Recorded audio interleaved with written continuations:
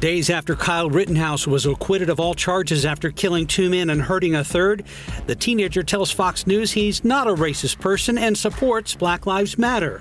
The verdict sparked debates across the country, some people declaring injustice, others praising the decision as upholding the Second Amendment.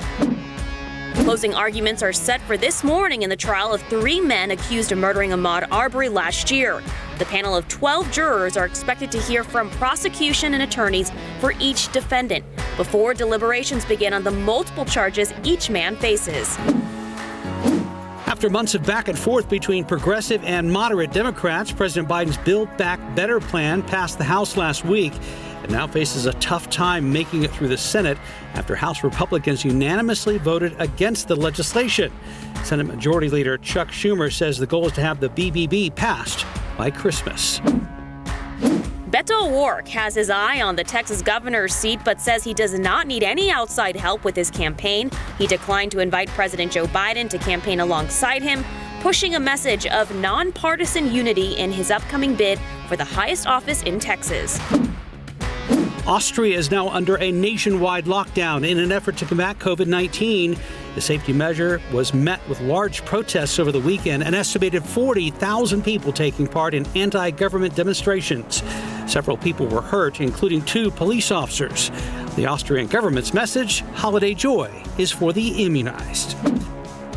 Disney World in Florida has dropped its employee vaccine mandate following a change in state law. Florida companies are now prohibited from mandating that all employees get vaccinated, instead giving options like regular testing and masking or exemptions for reasons like future pregnancy. The new Florida law calls for fines of as much as $50,000 per violation for large employers.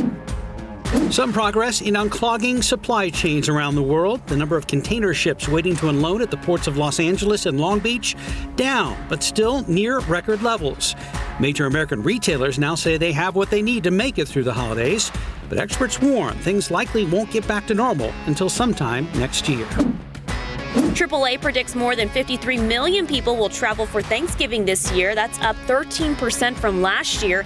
Even more dramatic is the increase in air travel, expected to rise 80% from last year. This as bleak weather predictions for the Northeast are causing concern for airlines. Their message, pack extra patience this year.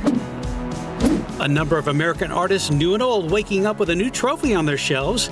The American Music Awards full of glitz and glam from brand new artists like Olivia Rodrigo and decades-old legends like New Edition.